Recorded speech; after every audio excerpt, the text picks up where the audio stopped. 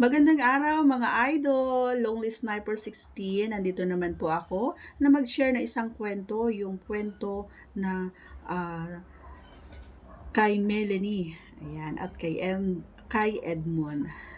So, itutuloy natin ang kwento nila.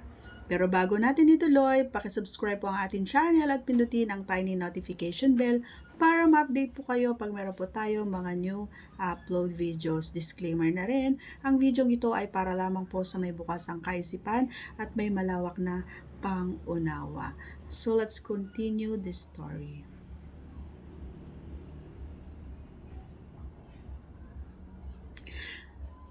Naramdaman iyon ni Alan kaya't pinagbuti niyang pagkain ng pechay ni Melanie.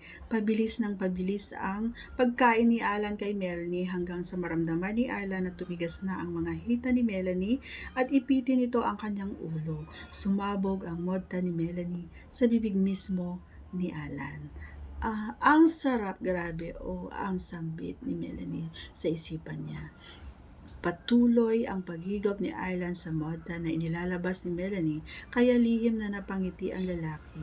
Hiyang-hiya si Melanie kay Alan dahil sa mukha mismo ni Alan sumabog ang kanyang katas. Buti na lang at hindi kita sa camera ang pechay ni Melanie na kinakain ni Alan, lalo na ang pagsirit ng modta ni Melanie, kundi ay nakakahiya sa kanyang asawa. Kat! Sigaw ni Derek. Alan, kunwari ay niripno siya. Utos ni Derek. Dagli ang tumalima si Alan at agad na bumatong kay Melanie na nooy nakabuka pa rin ang mga hita. Don't worry, arte lang ito. Hindi ko ipapasok, sabi ni Alan. Isinampay ni Alan ang mga paa ni Melanie sa kanyang balikat at unti-unti ay umindayog ito na para bang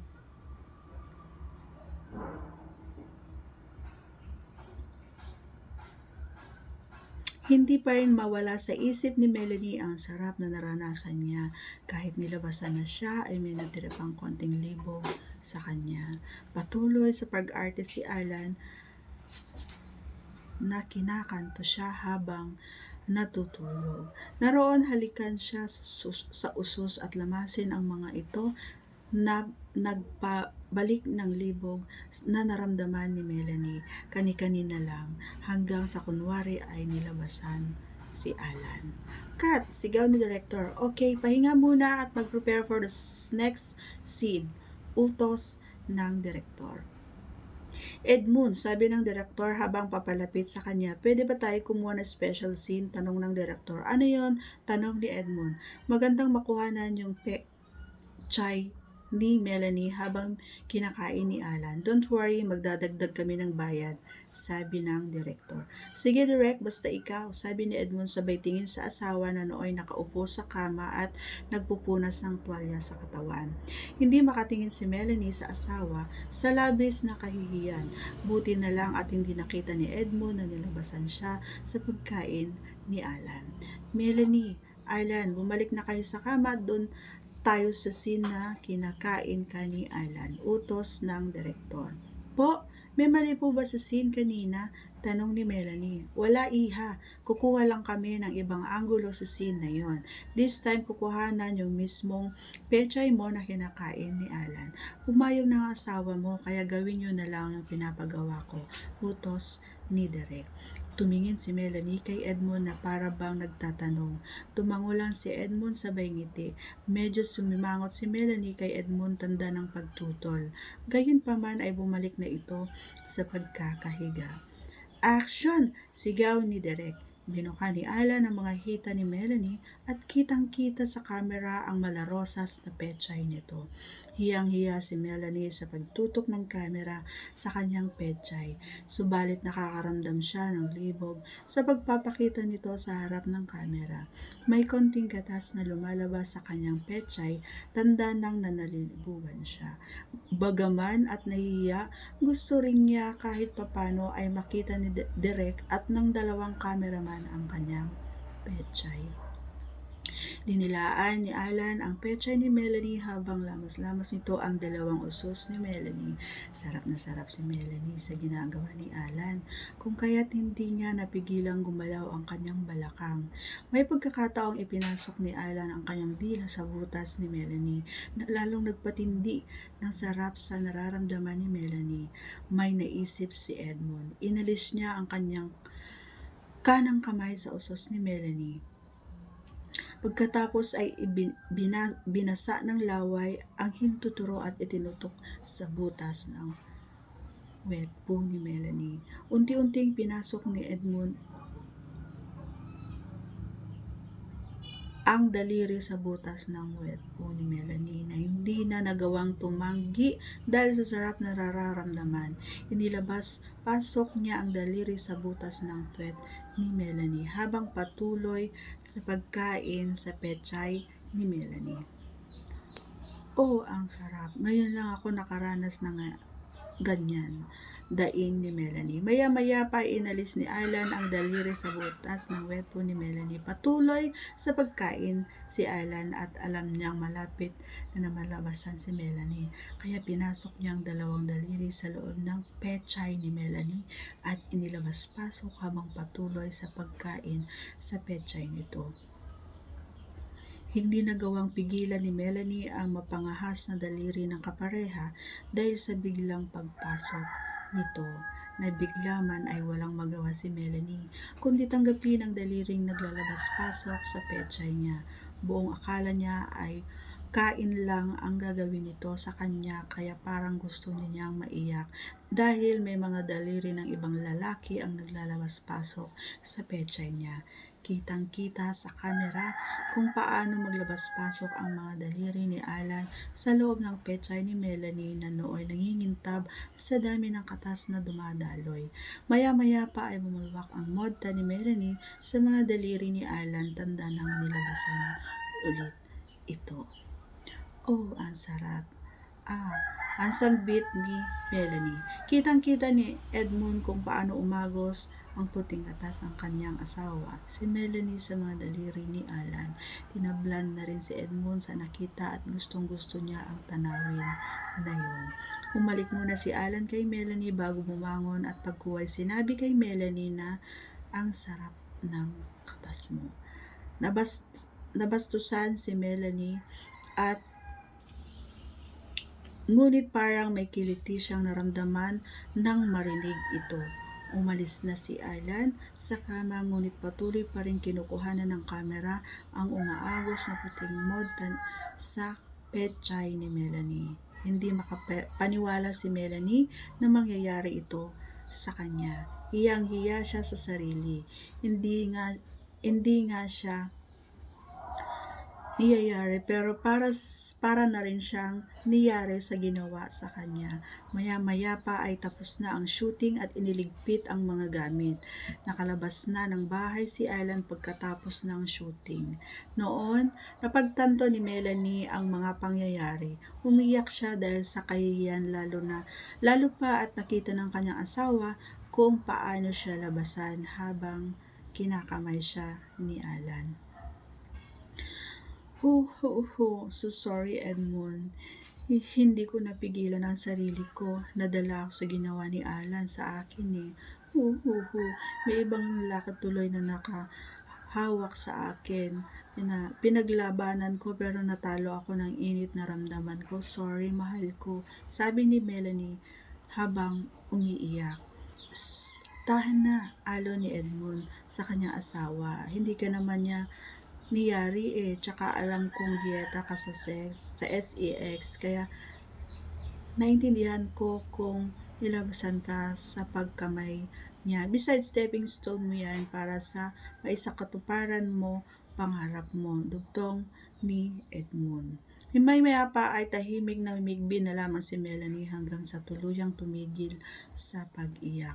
Umalis na sa lugar ang mag-asawa pagtapos naisip ni Melanie na gustuhan kaya ni Derek yung acting ko.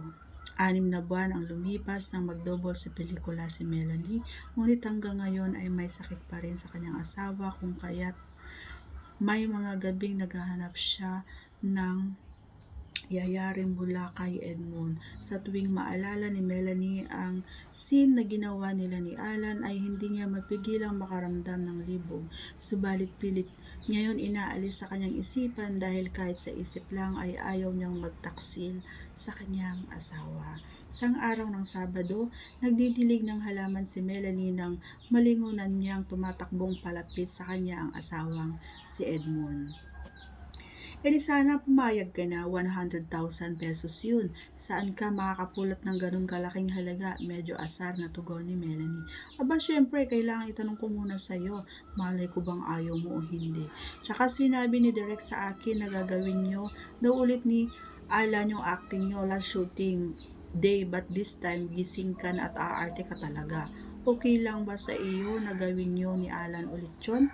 Tanong ni Edmund.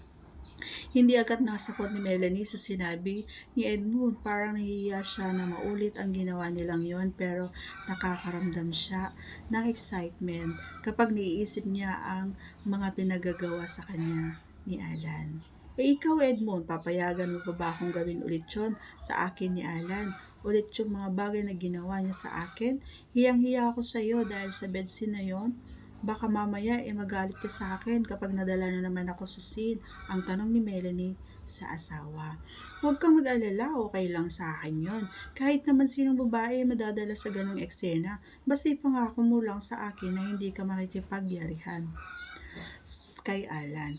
Kung magtangka siyang ipasok sa iyo ang junjun niya, huwag kang pumayag. Okay lang sa akin kung kainin ka niya ulit o kaya kamayan, basta wag ka lang sa kanya.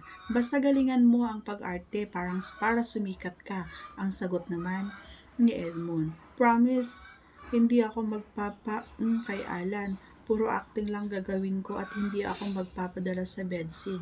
Sabay yakap at halik ni Melanie sa asawa.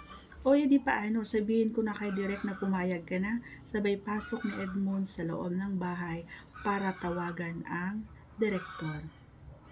Araw ng shooting, nagsuot si Melanie ng hapit na pants at blouse, kaya kitang-kita ang hubog ng katawan. Nilinis na mabuti Melanie ang kanyang pechay bilang paghahanda sa kung anong maaaring gawin sa kanya ni Alan. Nang magkaayos na si Melanie ay lumakad na sila Edmund patungo sa lugar kung saan gaganapin ang shooting. Pagdating nila sa lugar ay inabutan nila roon si Derek at ang dalawang cameraman pati na ang crew na naandun. Napadako ang tingin ni Melanie sa bandang sulok at doon nakita niya si Alan kausap ang apat na lalaking pawang may mga itsura at magaganda ang mga pangangatawan. Ngumiti sa Alan kay Melanie, subalit biglang tumalikod si Melanie kay Alan dahil nahihiya siya rito sa nangyari sa kanila nung nakaraang shooting. Melanie, halika rito, sabi ni Derek. Lumapit si Melanie sa kinaroroonan ng direktor. Ang plot ng scene ngayon ay bayarang babae ka at maglalamaking kayo kunwari ni Alan. Pagkatapos yung maglavemaking ay ipapasa ka kunwari ni Alan sa apat niyang kaibigan. Sabay turo sa kinaroonan ng apat na lalaking kausap ni Alan. Kunwari ay pagpapasapasahan ka ng mga kaibigan niya dahil nga ikaw ay isang babaeng bayaran. Umarte ka tulad ng isang babaeng bayaran na nag-enjoy sa pakikipag-lovemaking. Wala tayong penetration dito, pero kung gusto mo ay mas maganda.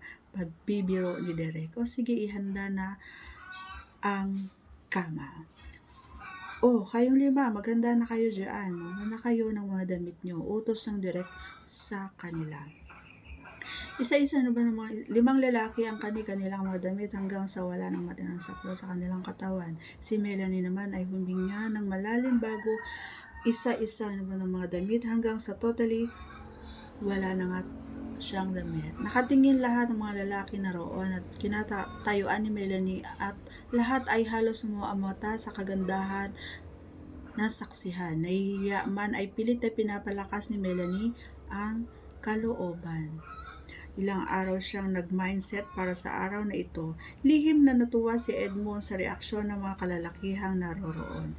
Proud siya sa kagandahan ng kanyang asawa at natutuwa siya kapag may nagpapantasya at nalilibugan sa kanyang misis.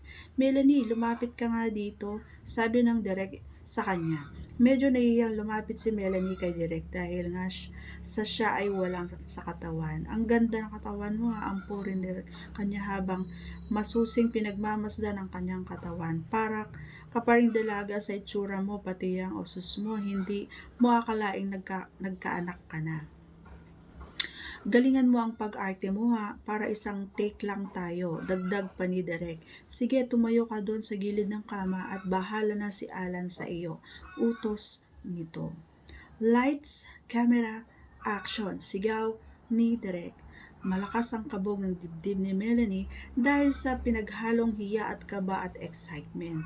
Nakita niya ang apat na lalaki na nakatayo ang mga ari, tanda ng nalilibugan ang mga ito sa kanya. Napansin ni Melanie na pawang malalaki at mahahaba ang Junjun ng apat. Sa buong buhay niya ay puro Junjun lang ni Edmund ang nakikita at natitikman niya. Kaya parang hindi siya na makapaniwala na meron palang Junjun ganong kalaki talaga. Tinablan si Melanie sa nakita. Naputol ang kanyang isip nang dumating na sa harapan niya si Alan at masuyo siyang hinalikan sa gabi. Pasimple siyang lumingon sa kinaroonan ni Edmund upang tignan ang reaksyon nito. Isang simpleng tango lang ang tugon ni Edmund bilang pagsang-ayon sa gagawin nila. Melanie, gumanti ka ng halik. Umarte ka na kunwari gusto mo ang ginagawa sa'yo. Yumakap ka rin sa kanya at kunwari ay nasasabik ka. Utos ni Derek. Ganun nga ang ginawa ni Melanie, gumanti rin siya ng halik at yumakap kay Alan. Sa pagkadikit ng kanilang katawan ay ramdam na ramdam ni Melanie ang galit na sandata ni Alan kung kaya't nakaramdam siya ng libog, ngunit pinipigilan niya ang nararamdaman niya upang huwag mapahiya sa asawa. Habang nakalikan sila ni Alan ng tilip ay gumapang ang kamay ni Alan sa bandang balakang ni Melanie at inimas-himas iyon. Kapag dakay dahan-dahang bumaba ang halik ni Alan sa leeg ni Melanie patungo sa balikat at sa bandang huli ay nagpalipat-lipat ang labi nito sa dalawang kulay rosas na utong ni Melanie. Napahawak si Melanie sa buhok ni Alan habang sinisip-sip ang kanyang mga utong, tanda ng nasasarapan siya sa ginagawa nito. Ang halinghing ni Melanie. Pagkatapos ay unti-unting bumaba ang ulo ni Alan patungo sa tiyan ni Melanie habang hinihimas ang katawan nito. Sarap na sarap si Melanie sa ginagawa sa kanya. Unti-unting nawawala ang kanyang hiya at napilitan ng libog ang kanyang nararamdaman. Maya-maya ay bumaba na ang labi ni Alan sa pechay ni Melanie at kinain ito ng todo. Alan, ang sarap, huwag kang titigil. Ang sambit ni Melanie na nooy wala nang pakialam kung makita man ng kanyang asawa na nasasarapan siya sa ginagawa ng pagkain ni Alan sa kanya. Total ay pinahintulutan naman siya ni Edmund na ipakain sa iba-iba at kailangang umarte siya para sa pelikula. Sa loob-loob ni Melanie ay hindi niya na kailangang umarte dahil nasasarapan na talaga siya sa ginagawa ni Alan sa kanya. Itinaas ni Alan ang kaliwang binti ni Melanie upang maifocus sa camera ang kanyang pechay na kinakain ni Alan. Sa pagkakataong ito ay hindi na nakaramdam ng hiya si Melanie dahil alam niya na kailangang gawin ang mga bagay na iyon for the sake of art. Magaling kumain ng pechay si Alan, kung kaya't lalong nadagdagan ang libog na ramdaman ni Melanie. Maya-maya ay inihiga ni Alan si Melanie sa kama at sinuso ang magkabilang dede nito habang ang kanang kamay naman ay abala sa paghimas sa nakamukhang pechay ni Melanie na noon pa may nakatutok ang kamera. Pagkatapos ay humalik sa labi ni Alan sa Pagkatapos ay bumalik ang labi ni Alan sa pagkain sa pechay ni Melanie. Nilawayan ni Alan ang kanyang tuturo at hinlalaki at unti-unting ipinasok ang mga iyon sa butas ng wet ni Melanie. Huwag impit na daing ni Melanie. Ayaw ng kanyang isip ang ginagawa iyon sa kanya, subalit iba ang nararamdaman ng kanyang katawan. Inilabas-pasok ni Alan ang kanyang mga daliri sa dalawang butas ni Melanie na lalong nagpatindi sa sarap na nararamdaman nito. Ang sarap naman ng ginagawa mong yan, hindi napigilang nasambit ni Melanie kay Alan. Maya-maya pa ay pumatong si Alan kay Melanie at pumesto na na siya. Huwag kang mag-alala, kunwari lang to, ikukuskus ko lang sa puson mo para magmukhang inis kita, pabulong na sabi kay Melanie. Sige, basta wag mong ipasok ha, tila nagdedeliryong sabi ni Melanie.